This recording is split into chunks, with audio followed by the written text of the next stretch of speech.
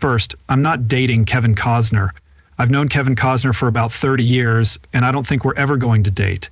That famous leg crossing scene made Sharon Stone one of Hollywood's biggest sex icons, but just a few years later, she suddenly passed out from a brain hemorrhage that lasted for 9 days, and doctors gave her only a 1% chance of survival. She did survive, but she lost everything. Her memory, her ability to walk, her husband divorced her, married someone else, and fought over custody of their child. Hollywood turned its back on her, turning her into a joke. How did Sharon Stone rise from the ashes? This is an emotional story. Sharon Stone was born on March 10, 1958 in Meeville, Pennsylvania, a small town where life revolved around factories and endless fields. She was the second of 4 siblings and grew up in a simple home where her father, Joseph Stone, worked. Dorothy worked as an accountant and a housewife, and her father worked as a factory worker. They weren't rich, but that was never the biggest problem. Sharon was different from a young age. Before her first birthday, she could already walk and talk. Soon after, people around her noticed how smart she was. When her IQ was tested, she got 154, making her a true genius. But her brilliance made her even more alone. She wasn't just the smartest student in class, she was also her friends made fun of her by calling her a bookworm and a weirdo. Sharon slowly learned to accept being alone, but the feeling of being an outsider never went away. People avoided her. But the world inside her home was even worse. For years, Sharon lived in constant fear, haunted by a terrible secret she couldn't tell anyone. Her grandfather had abused her, turning her childhood into a long, painful life full of fear and anxiety. To survive, she buried the memories deep, forcing herself to forget about it as if it had never happened. But that kind of pain never goes away. It just waits for the right time to come back. It wasn't until years later, in therapy, that the horrible memories came flooding back like a long-buried nightmare.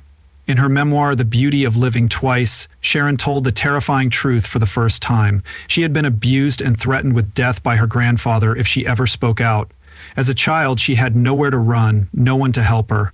Every day was a fight to stay alive, and every night was a war against terror. When Sharon's grandfather died, her grandmother locked the door and made her and her sister stand and look at his dead body without any explanation or tears. That moment ended the nightmare, but it didn't end the pain. Sharon's father, Joseph Stone, was a strict disciplinarian who often hit his kids badly. But when Sharon was 14, she had enough. One day, when he was yelling at her, she stood her ground, looked him in the eye, and asked, "Do you need to hit me again to feel like a man?" The words hit him like a shockwave, and Joseph Stone froze and broke down in tears. That was the first and last time Sharon ever saw her father that week, and he never hit his children again. Sharon's childhood was also tormented by another torment. Even though she did well in school, she was picked on because she was pretty smart. According to her classmates, no one really wanted to be her friend because she didn't meet conventional beauty standards. People thought she was the ugly duckling. Then there was another mark of fate. An accident that changed Sharon's life forever. When she was 14, she was horseback riding when the horse panicked and bolted forward, getting caught in a cloth line. Sharon was thrown violently from the saddle and hit the ground hard, hurting her neck badly. The pain lasted for years and was a constant reminder of how fragile life could be. Sharon worked hard in school and graduated early from high school, earning a scholarship to Edinburgh University. But as soon as she stepped on campus, she knew she didn't belong there. She felt trapped in a life with no escape. Sharon Stone knew that she had to leave Meeville if she wanted to change her life, but chances don't just appear. They come when you decide to take them. Her first turning point came from a beauty pageant, even though she had never seen herself as a pageant girl. She did what her family and friends told her to do and entered a local competition. She didn't think she would win, but to her surprise, she did. The title wasn't just a useless sash, it was her ticket out of the small town. Soon after, she got an offer to work as a model in New York. Sharon quickly learned that the fashion industry was a cruel place to work. She signed with the Ford modeling agency and appeared in several magazines, but she wasn't happy standing in front of the camera wearing fancy clothes. She didn't just want to be a model, she wanted to be an actress too. But Hollywood didn't want her. And as she went to casting calls and got turned down after rejection, she was told she wasn't sexy enough and lacked the sultry allure that directors were looking for in a lead. At the time, Sharon Stone was just a girl from a small town with sharp features that lacked the softness needed to be a silver screen beauty. But if Hollywood was going to throw her out, for Sharon's big break in movies came in 1980 when she got a small part in Stardust Memories, which was directed by the legendary Woody Allen. It was a one-line cameo and nothing memorable, but for Sharon, it was a big step into the industry she wanted to be a part of. Over the next few years, she kept looking for roles, getting parts in Deadly Blessing, 1981, and Irreconcilable Differences, 1984. Even though she shared the screen with bigger stars, she stayed an unknown. In 1992, Sharon Stone's life changed completely when she played the mysterious, seductive, and cunning Catherine Trammell in Basic Instinct. She had been a mid-level actress before that, never really thought of as a Hollywood star, but when she played Catherine Trammell, everything changed overnight. Sharon Stone went from being an unknown actress to a global sex symbol. It wasn't a shocking plot twist or razor-sharp dialogue that shook the world, it was the most controversial scene. In a crowded interrogation room, Catherine Trammell sat calmly, facing a group of detectives who were trying to pin a crime on her. With sharp eyes and a defiant smirk, she skillfully dodged their questions, turning the interrogation into a tense battle of wits. But Sharon Stone's casually lifting her leg and crossing it in the opposite direction was the scene that went beyond the script and set Hollywood on fire. It was shown over and over again. Later, it was one of the most paused scenes in movie history. Voted the sexiest leg crossing moment on screen in a V poll, Sharon Stone's fame went through the roof overnight, not because of her acting, but because of a picture she hadn't even realized she had made until after the movie came out. Sharon Stone said she had been tricked into filming the scene. She remembered that director Paul Verhoeven had asked her to take off her underwear before filming because the white fabric reflected light in an odd way on her. He told her that there would only be a hint of light reflection and nothing explicit would be shown. Sharon believed him, but when the test screening happened, she was shocked to see that the scene showed a lot more than she had been led to believe. Feeling betrayed, she slapped Paul Verhoeven across the face at the screening and called her lawyer right away to demand that the scene be cut, but it never happened. The director insisted that the shot had been legally approved and the film could not be changed. Paul Verhoeven later denied all allegations, claiming that Sharon Stone knew exactly what was happening during the shoot, but the truth, only those involved will ever truly know. What is certain is that whether Sharon consented or not, that one scene became the defining moment of her career and a shadow she could never escape. Following Basic Instinct, Sharon Stone became one of the most famous actresses in the world. But fame didn't come the way she had hoped. She soon realized that Hollywood saw her through only one lens, as a sex symbol. Sharon knew that to become known as a serious actress, she had to make her own chances. She started looking for roles with more complex characters that required more than just seduction. Then came Casino, 1995, the movie that got her her first Oscar nomination. In it, Sharon played Ginger McKenna, a woman who was both beautiful and tragic. This wasn't a role that depended on looks alone. It required emotional depth, psychological nuance, and real acting skills. Hollywood had to realize that Sharon Stone was more than just a pretty face. She had real talent, but she needed more than one movie to break free from her image. Love Lace was a big step forward for her when she played Linda Love LA's strict, unsympathetic mother. This was a character that was the exact opposite of Catherine Trammell, no more fancy dresses and seductive looks. Sharon Stone came across on screen as a completely different person, cold and severe. This was her way of showing that she continued to push herself in TV by playing a tough, decisive prosecutor on Law & Order. She shed the sexy persona that had been holding back her career for years, and her career started to take off. Sharon Stone also reached another important milestone in her life when she married famous TV producer Michael Greenberg on August 18, 1984. They met on the set of the movie The Vegas Strip War, where Greenberg worked as a producer and Sharon starred. A relationship quickly formed, and soon they decided to get married. At first, it seemed like the perfect match, two people working in the same industry with similar goals, but the allure of Hollywood changed everything.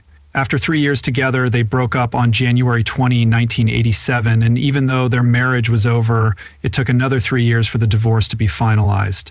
The exact reason for their breakup was never made public, but many people thought that Sharon Stone, whose career was taking off, didn't want to be tied down. When he was married, Michael Greenberg was a successful producer known for roles like MacGyver in Stargate SG-1, but as Sharon's star continued to rise in Hollywood, the gap between their careers may have grown.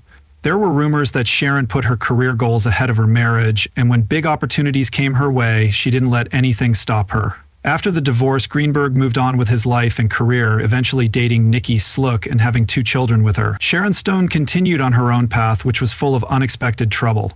In 1992, when Basic Instinct made Sharon Stone famous, she started dating country music star Dwight Yoakam.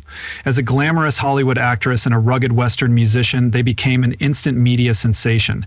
They made a striking appearance together at the 1992 Academy Awards, with Sharon wearing an elegant blue velvet dress and Dwight wearing his signature cowboy hat. But beneath the glitzy surface, they were dating. Multiple sources say that Sharon Stone's relationship with Dwight quickly fell apart, becoming one of her biggest regrets. No one knows what drew Sharon to Dwight in the first place, but the romance quickly turned into a nightmare. There were rumors that Sharon was too jealous and controlling, making Dwight feel suffocated, though neither of them ever confirmed these rumors in public. The truth was clear. They broke up in a tense situation, leaving each other with no respect years later when Sharon thought back on the relationship.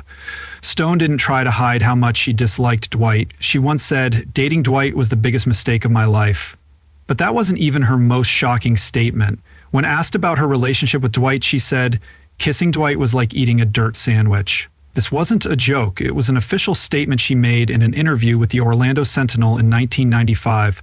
When asked if she really said that, Sharon didn't hesitate. That one answer alone showed how much she regretted the relationship. As for Dwight Yoakam, when asked about Sharon in an interview with the Los Angeles Times, he chose to stay silent. He only said, "I had just gotten out of a 5-year relationship and was emotionally clumsy. We dated."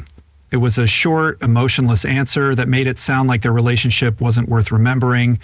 Neither of them admitted the real reasons they broke up.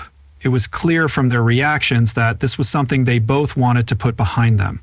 Sharon Stone moved on with her single life and even tried to find love on the dating app Bumble in later years. Dwight Yoakam, on the other hand, found stability when he married photographer Emily Joyce in 2020, ending a 10-year relationship. It's clear that both Sharon Stone and Dwight Yoakam have moved on, but from the way they reacted to their failed relationship, especially Sharon's harsh words, it seems this wasn't just another breakup. Unfortunately, it wouldn't be the last time Sharon Stone was in a relationship that caused her more pain than pleasure. Soon after breaking up with Dwight Yoakam, Sharon Stone started dating film producer William J. McDonald.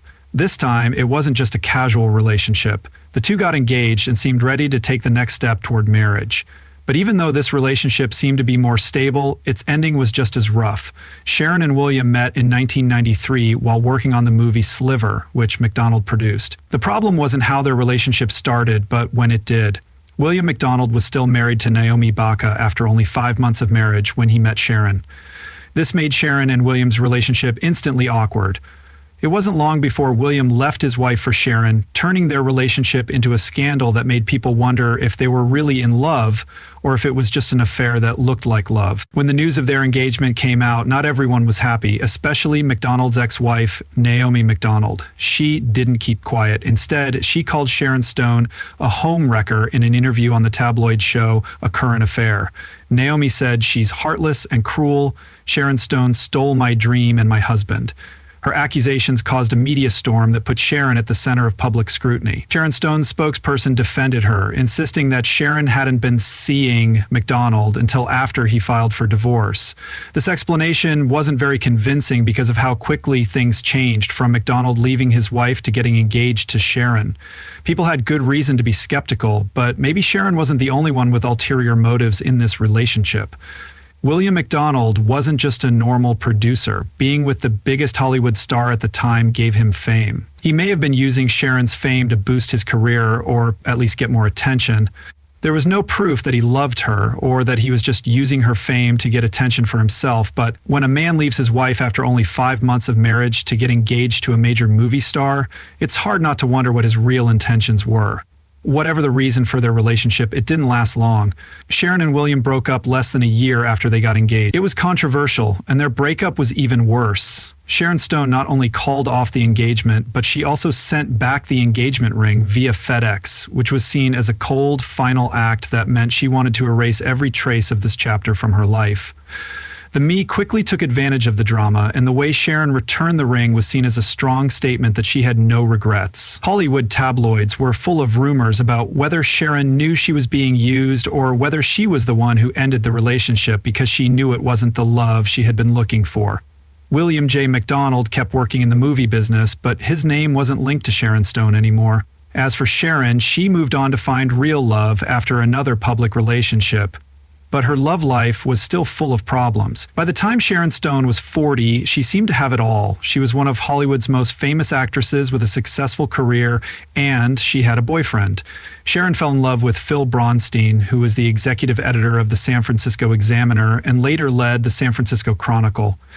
They met in the late 1990s, and Phil seemed like the perfect match for Sharon. He was smart, successful, good-looking, and had the air of a powerful man about him. The two quickly became one of Hollywood's golden couples, getting media attention whenever they were seen together. On February 14, 1998, they got married in a lavish, fairy tale-like ceremony. The press called it a dream romance, and Sharon saw it as the start of a new chapter in her life. The beginning of the family happiness she had always longed for, but behind the glamorous facade, she endured both physical and emotional agony throughout her years with Bronstein.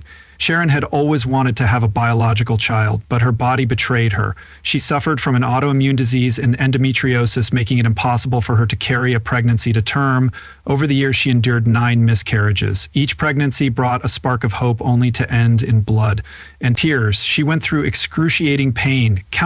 She had sleepless nights and moments of joy when she saw the red lines on a pregnancy test, only to watch it all fall apart. She held on to hope, but each loss broke her a little more. Eventually, Sharon and Phil decided to adopt. In 2000, they had a beautiful boy named Rand Joseph Bronstein. He was the brightest spot in Sharon's life. On the outside, it looked like Sharon Stone had found her happily ever after. A small but perfect family, a successful husband, and a son she loved. But fate wouldn't let her stay happy for long. It all started with a sign that didn't seem dangerous. Sharon Stone got a splitting headache in the middle of a prestigious fashion show in Milan, Italy. It felt like an invisible force was crushing her skull from the inside. No one thought it was anything serious, maybe just a headache caused by the bright stage lights or an exhaust in the air. She scheduled, but then everything went fuzzy. The space around her shook and voices became farther away. She stumbled forward and then fell in the middle of the runway, causing chaos in the room. Medical staff rushed to her aid, but Sharon Stone couldn't respond, move, or control her body. A few days later, back in the US, the real nightmare began when she was at home and suddenly felt unbearable pain, like a bolt of lightning ripping through her body. No warning signs, just an unrelenting storm inside her head that threw her off the couch and onto the floor, where she hit her head on the table and collapsed. It felt like Zeus had thrown a lightning bolt at her. Every nerve in her body screamed in pain, as if her brain was being ripped apart from the inside. She struggled to breathe, to call for help, but nothing came out of her throat. When she opened her eyes, she saw flashing ceiling lights and blurry figures moving around frantically. She was being rolled down a cold hospital corridor on a stretcher, the wheels squeaking against the floor. No one was telling her what was going on, and she couldn't remember anything. It was like her memory had been erased. Everything was broken up. Her mind was filled with a thick fog. Her movies and the faces she used to know were all broken into pieces she couldn't put back together. Sharon had been having a brain hemorrhage for 9 days. Every second, blood quietly poured into her back, face, and spine.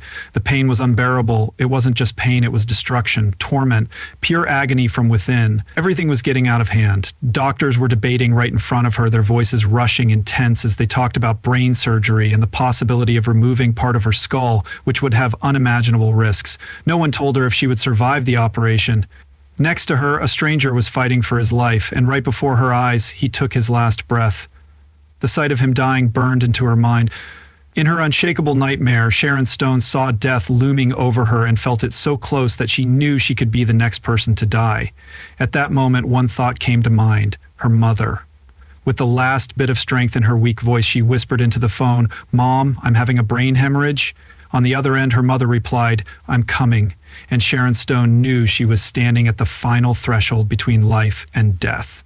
Around her, she saw a light that wasn't like the cold glow of hospital lights. It was warmer, brighter, and more peaceful.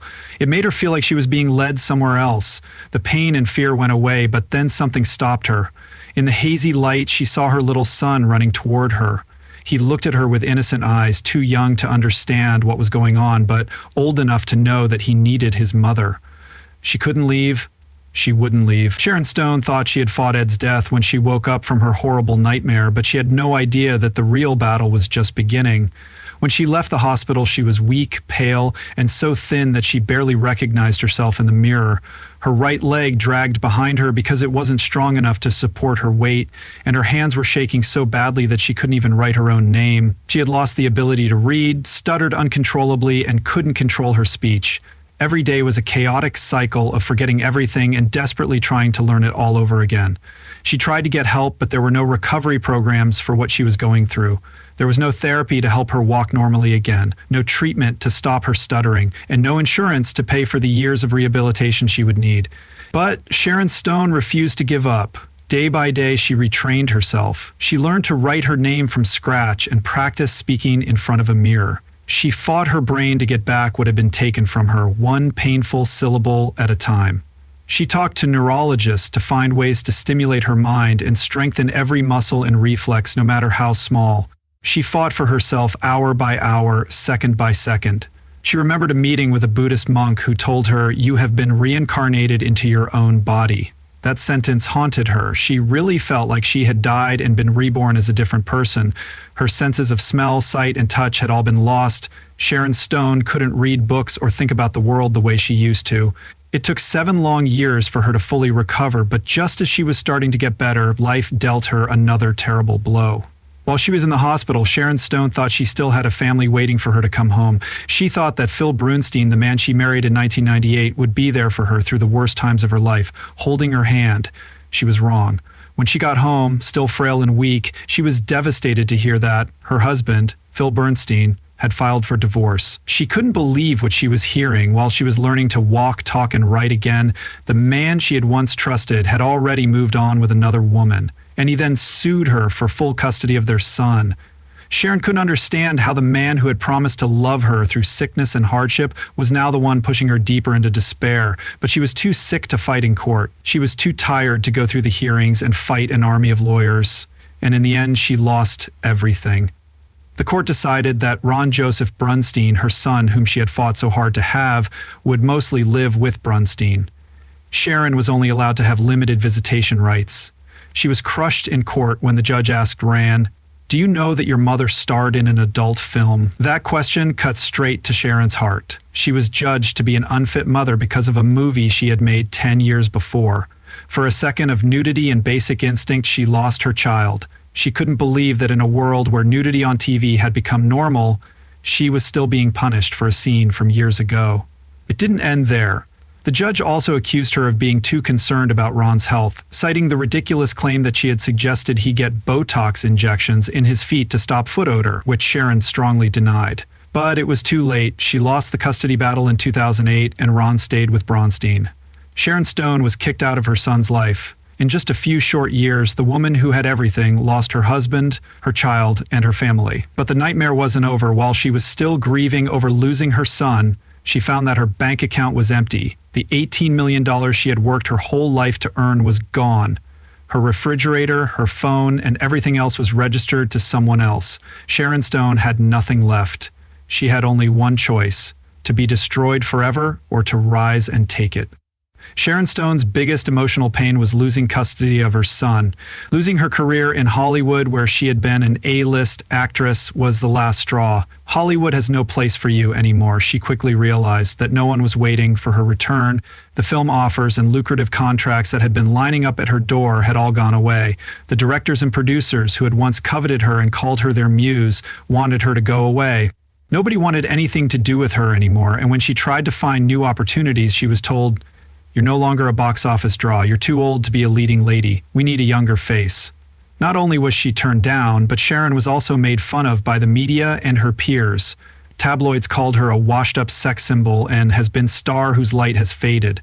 The few roles she was offered were forgettable and unimportant. To keep her career going, Sharon took any scripts that came her way, but that only made her a bigger Hollywood failure. Catwoman 2004 was a huge disappointment at the box office, and critics panned Sharon's villainous role as weak and silly. Basic Instinct 2 2006 was an attempt to top Glory, but it was a monumental failure, and it was called pointless and out of date. It was one of the biggest flops of the decade. Bobby 2006 was a box office hit, but Sharon's role was too small to leave. In the years that followed, none of Sharon Stone's movies really did well, but she kept working on smaller projects. Sharon Stone said, "I want my career back," in an interview with The Times. "I still haven't regained my acting career. I desperately want to work again as an actress, not just playing weak, ridiculous, meaningless roles." She had done everything to reclaim her place in the industry, but Hollywood had slammed the door shut in her face.